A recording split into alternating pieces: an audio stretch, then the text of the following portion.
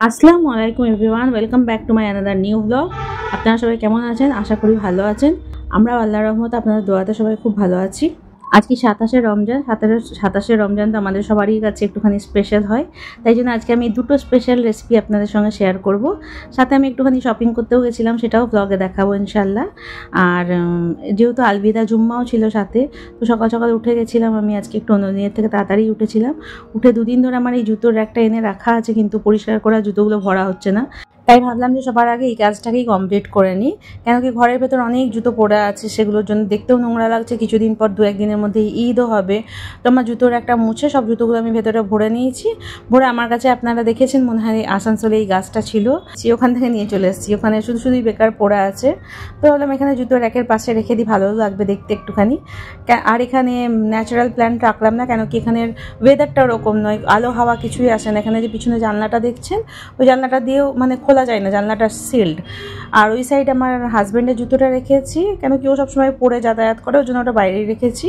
আর বাকি জুতোগুলো সব ঢুকিয়ে নিয়েছি ভেতরে, সাজিয়ে নিয়েছি। আর এটাতে ব্রাশ, কালি ওইসব রাখার জন্য এই ড্রটাকে, মানে এটাকে আমি কাস্টমাইজ করে বানিয়েছি। 3টে পিকচার একসঙ্গে নিয়ে দেখে যেটা আমার ভালো লেগেছে সেরকম একটা ডিজাইন মন থেকে বানিয়ে ওটা অর্ডার করেছিলাম, বানাতে দিয়েছিলাম।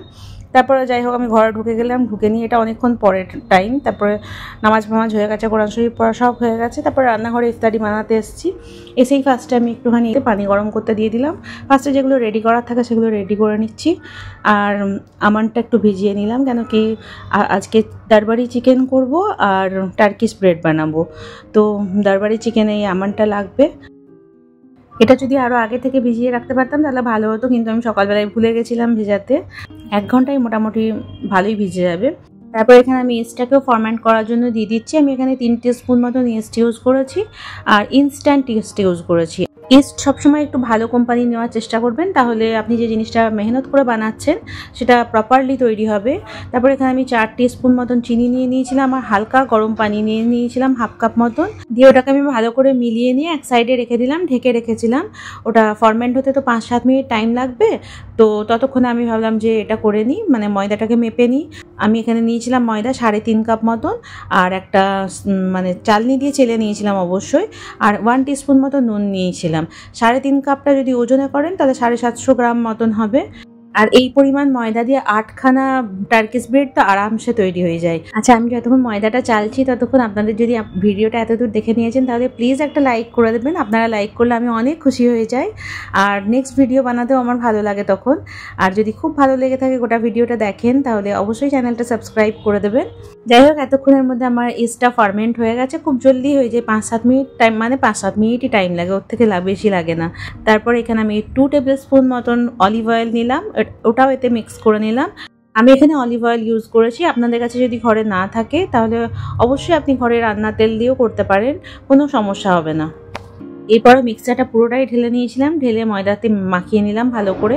আমি এখানে চামচ দিয়ে নাড়ছিলাম তাকি হাতটা ফার্স্টে একটুখানি ময়দা হওয়া থেকে বাঁচে।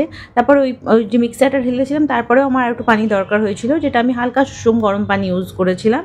আমি যে এক্সট্রা পানিটা ইউজ করলাম সেই পানিটার জায়গায় আপনারা দুধও ইউজ করতে পারেন, কিন্তু দুধটা ওরকম সুষুম গরমই নিয়ে নেবেন। তারপর একটা পর্যায়ে গিয়ে একটা টাইমের পর হাত তো দিতেই হবে, হাতে করে একটু ভালো করে মাখিয়ে নিলাম। দেখলেন যে কীরকম একটু চিটচিটে মতন হয়েছিল, ওই রকমই টেক্সচারটা হবে। তারপর ওপর দিয়ে একটুখানি আর একটু অলিভ অয়েল দিয়ে দিলাম, দিয়ে ঢেকে ওটা রেখে দিলাম। 1 ঘন্টার জন্য ওটাকে রেস্টে রেখে দেবো, ওটা পুরো ফার্মেন্ট হয়ে ফুলে উঠবে। ততক্ষণ আমি এখানে এবার চিকেনটাকে ম্যারিনেট করে নিচ্ছি। 1 কাপ মতন দই নিয়েছি, দইটাকে পুরোটাই ঢেলে দিলাম। ফার্স্টে দইটাকে আগে মানে বিট করে নিয়েছিলাম স্মুথলি। তারপর 1.5 চামচ রসুন বাটা, 1.5 চামচ আদা বাটা দিয়ে ভালো করে দইয়ের সঙ্গে ওটাকে ফার্স্টে ফেটে নেবো, ফেটে মিলিয়ে নেবো। আমি আপনাদেরকে রিকোয়েস্ট করছি এই রেসিপিটা একবার এর কম্বোটা বানিয়ে খেয়ে দেখে আমাকে কমেন্ট করে বলবেন যে কেমন হয়েছিল। প্লিজ আমার রিকোয়েস্টে বানাবেন একবার হলেও। যাই হোক, তারপর এখানে আমি একটু নুন দিয়ে নিলাম পরিমাণ মতন, 1 চামচই নুন দিয়েছিলাম। 2 চামচ দিয়েছিলাম লঙ্কা গুঁড়ো, 2 চামচ ধনে গুঁড়ো, 1.5 চামচ মতন দিয়েছিলাম জিরে গুঁড়ো, আর 1/2 টিস্পুন মতন দিয়েছিলাম গরম মশলার গুঁড়ো। দিয়ে ওটাকে ভালো করে মিশিয়ে নিলাম। মিশিয়ে নিয়ে এবারে চিকেন, আমি বোন সমেত যে চিকেনগুলো হয়, যা রান থান ডানা এইসব যে পিসগুলো হয় সেই পিসগুলো নিয়ে বেছে বেছে নিয়ে ওগুলো মিলিয়ে নিয়েছিলাম, আর বোনলেস পিসগুলোকে আলাদা করে এক সাইডে রেখে নিয়েছিলাম। রেখে এটাকে ভালো করে মিলিয়ে নিলাম এর সঙ্গে। মিলিয়ে এটাকেও রেখে দেবো মিনিমাম তো 8 ঘন্টা। আপনি যদি ওভারনাইট করে রাখতে পারেন ম্যারিনেট তাহলে খুবই ভালো হয়, কিন্তু মিনিমাম 20-25 মিনিট তো ম্যারিনেট করতে দিতেই হবে। তারপরে এখানে রান্নাতে আমার এই মশলাটা লাগবে, ওটাও বানিয়ে নিচ্ছি। দুটো দারচিনি ছোট ছোট দুটো টুকরো নিয়েছি, আর কিছু 5-6টা মতন নিয়েছি লবঙ্গ, 5-6টা মতন নিয়েছি ছোটো এলাচ, আর একটু নেবো জয়িত্রী, আর একটু হাফের থেকেও কম জায়ফলকে ভেঙে নিয়েছি। নিয়ে ওটাকে এক সাইডে করে রাখলাম। ওটাকে আপনি মিক্সার গ্রাইন্ডারেও পিষে নিতে পারেন অথবা হামালদিস্তাতেও কুটে নিতে পারেন। একটু দারদারা পিসবেন, একদম ফাইন পাউডার করে দেওয়ার দরকার নেই। তারপর এখানে আমি তেল নিয়ে নিয়েছি। তেলে বেরেস্তা করে নেওয়ার জন্য ফার্স্টে পেঁয়াজটা দিয়ে দিলাম। এটা আগে আমি বেরেস্তা করে তুলে নেবো। আমি 4টে মতন মিডিয়াম সাইজের পেঁয়াজ নিয়েছি। আপনাদের যদি পেঁয়াজ ছোট বা বড় হয়ে থাকে সেই অনুযায়ী নেবেন, সেটা আমি ঠিক আন্দাজটা দিতে পারছি না। যাই হোক এই পরিমাণে আমি বেরেস্তা বানিয়েছিলাম, এখানে দেখে নিয়ে বুঝে নেবেন। যাই হোক বেরেস্তাটা গোল্ডেন কালার হয়ে গেলে তুলে নিলাম। তারপর এবার তেলেতে আমি 2টো তেজপাতা আর কিছু গোটা মশলা দিয়েছিলাম। তার মধ্যে কয়েকটা লবঙ্গ ছিল, কয়েকটা এলাচ, আর কয়েকটা হচ্ছে কালো গোলমরিচ যেটা গোটা হয় ওইটা দিয়ে দিলাম। দিয়ে একটু হালকা নেড়ে চেড়ে নিয়ে ম্যারিনেট করা চিকেনটা দিয়ে দিলাম। খুব ইজি পিজি রান্না, এটা একদম কম সময়ের মধ্যে হয়ে যায়, বেশি কোনো ঝামেলা নেই। খালি চিকেন ম্যারিনেট করে রেখে দাও, ময়দা মাখিয়ে রেখে দাও, আর রান্না করার টাইমে টুক করে রান্না করে নাও। এত ইজি, এত সুন্দর টেস্ট হয় খেতে। কখনো একবার করে দেখবেন আমার রিকোয়েস্টে প্লিজ। আমাদের ঘরে তো সবাই খেতে খুব ভালোবাসে, আমার বাচ্চারা প্রচুর ভালোবাসে। লাস্টে রিভিউ সবাই দিয়েছে খেয়ে, একবার রিভিউটাও চেক করে নেবেন। তার জন্য ভিডিওটা স্কিপ না করে লাস্ট অবধি প্লিজ দেখবেন। হ্যাঁ, তো যাই হোক এখানে আমি চিকেনটাকে হালকা নেড়ে নিচ্ছি। আর তার মধ্যে এখানে আসরের আজানটাও হয়ে গেল। ওটাই আমি দাঁড়িয়ে দাঁড়িয়ে কিছুক্ষণ শুনলাম। আজান আমার ঘর থেকে খুব সুন্দর শোনা যায়। তারপরে আসরের আজান যেহেতু হয়ে গেছিলো, তো আমি চিকেনটাকে কম গ্যাসে সেদ্ধ করতে দিয়ে চলে এলাম। আমি আসরের নামাজটা ততক্ষণ পড়া হয়ে যাবে আমার, যতক্ষণ চিকেন সেদ্ধ হচ্ছে। এখনো হয়নি সাকিন তোমার? আর কতটা বাকি আছে? এটাই মনে হয় লাস্ট। একটু ঘেঁটে রেখে নেবে, হ্যাঁ, ভেতরে আরও থাকতে পারে।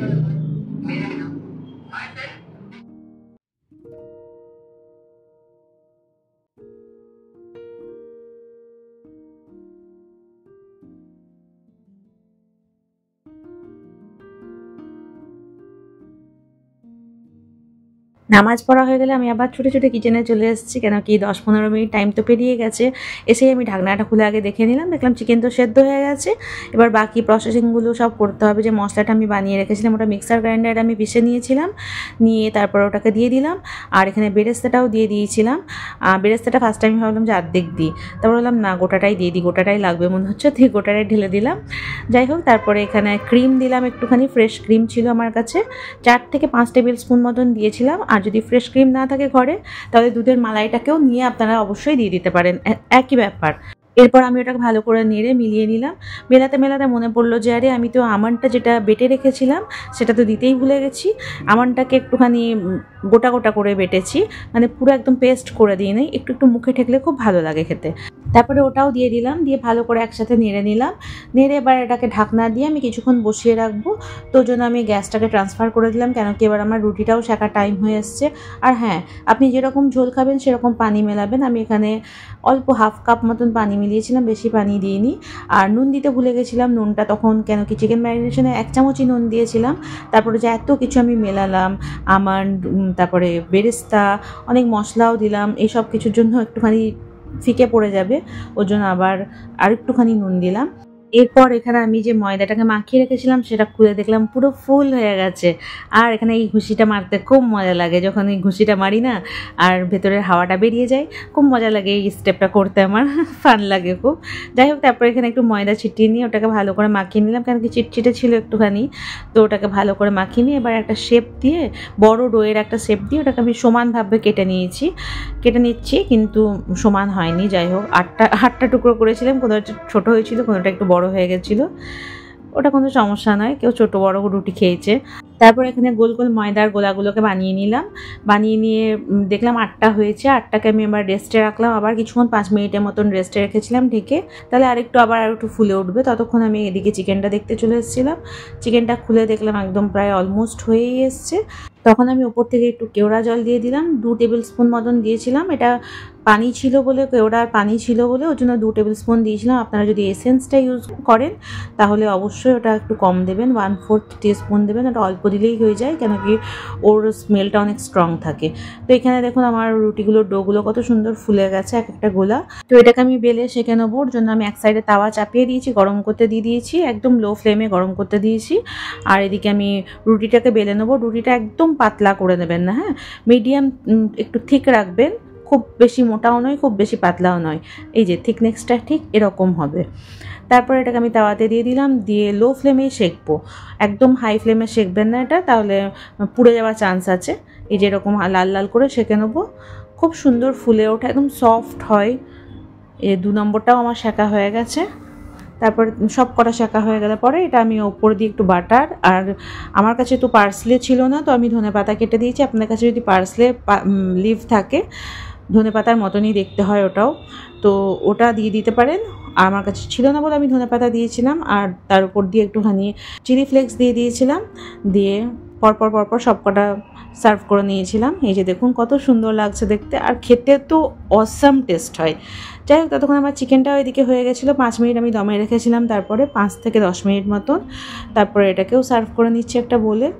আর ইফতারের টাইমও হয়ে এসছে। তো আমি তো 27শে রমজানে বানিয়েছিলাম টার্কিশ ব্রেড আর চিকেন দারবাড়ি, দুটো রেসিপি খুবই মজা হয় খেতে। আমি বারবার আপনাদেরকে বললাম বানানোর জন্য, অবশ্যই একবার বানিয়ে ট্রাই করে আমাকে কমেন্ট বক্সে রিভিউ দিতে একদম ভুলবেন না, কেন কি আমি এটা গ্যারেন্টি নিচ্ছি খুবই টেস্টি হয়। তারপর আমাদের ইফতার টেবিল তো লেগে গিয়েছিল এখানে। আমি যতক্ষণ না আসবো ততক্ষণ তো বাচ্চারা কেউ দোয়ায় বসবে না। তারপর এসে একটুখানি দোয়া খায়ের করে নিলাম। আর এখানে আমি জিলিপিও আনিয়েছিলাম, মিষ্টি খেতে খুব মন গেছিলো, মিষ্টি বানানোর মতো আমার এনার্জি ছিল না। যাই হোক, এখানে আজান হয়ে গেছে, আমরা ইফতারি করে নিয়েছি। আমি গেছিলাম তখনই এসে গেছে।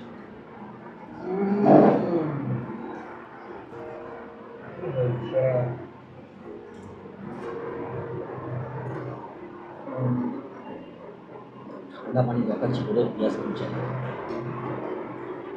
গ্লাস খেয়ে সফট ইয়াম্মি। বরফ আছে।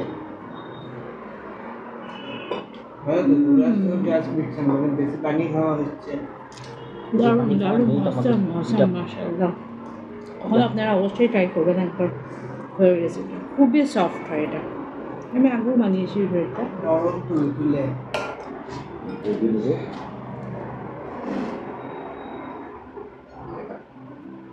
পাস্তা ব্রেড নেব, পাস্তা ব্রেড নয়, টার্কিশ ব্রেড। টার্কিশ ব্রেড খাচ্ছি আজকে আমরা উইথ চিকেন দারবাড়ি। দরবারি।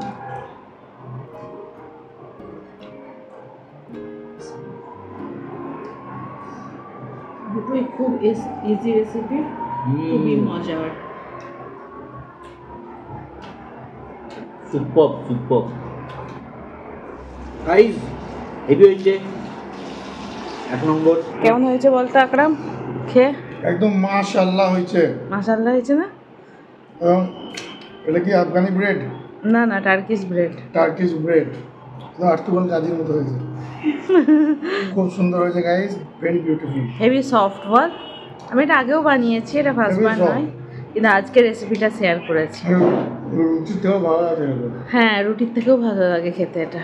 আমি এখন চললাম শপিং করতে, আজকে লাস্ট ডে, মানে 2 দিন ধরেই শপিং করছি, কিন্তু কমপ্লিট হচ্ছে না বলে আপনাদের সঙ্গে শেয়ার করতে পারছি না শপিং আমার ব্লগটা। কি টেস্ট তো এখন আমি চললাম, একটু পরে চলে আসবো চপ করে। এখন যাচ্ছি, টাটা, আল্লাহ হাফিজ।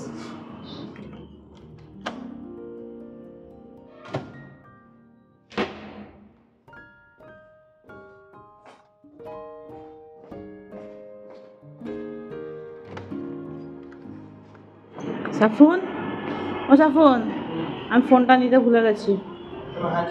না, কিচেনে আছে। আল্লাহ হাফিজ।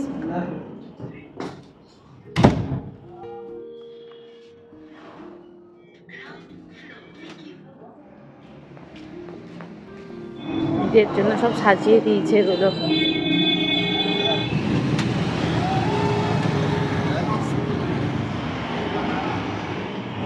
চলো, আজকে আমি আমার হাজব্যান্ড শুধু বেরিয়েছিলাম, এতদিন বাচ্চাদেরকে নিয়েও সাথে যাচ্ছিলাম। আজকে আর একটু অল্পই বাকি ছিল সেটুকুটা কিনতে বেরিয়ে এলাম। মানে আমার কয়েকটা সুতির জামা কেনার ছিল, যেগুলো ঘরে পরার হয়, সেরকম জামা কিনতে এসেছিলাম। এই দোকানটাতে তো প্রচুর ভালো কালেকশন ছিল। তারপর আমার মেয়ের কিছু চুড়ি ফুড়ি কেনার ছিল, সেগুলোও কিনতে এদিকে চলে এসেছিলাম। তারপর ঘর এসে গেছিলাম। খোলাই আছে। আসসালামু আলাইকুম। দরজা কেন বন্ধ করোনি আগে বলো? দরজা খোলা ছিল কেন? খোলা ছিল। হ্যাঁ, বলে গেলাম যে মামিও গেছিল, তারপর লাগানো হয়। না, তুমি লাগাবে তো, তোমাকে রেসপন্সিবিলিটি দিয়ে গেলাম আমি। এখন 9:45। এতক্ষণ আমি একটু ভাত চাপিয়ে নিই। চিকেনটা যেটা করেছিলাম ওই চিকেনটা দিয়ে সালাদ দিয়ে ভাত খেয়ে নেবো। তাহলে আজকে আমি আমার ভিডিওটা এখানেই শেষ করছি। আপনারা ভালো থাকবেন, সুস্থ থাকবেন, আমাদের জন্য দোয়া করবেন। দেখা হয়ে যাবে নেক্সট কোনো ব্লগে। ততক্ষণের জন্য টেক কেয়ার, বাই বাই, আল্লাহ হাফিজ।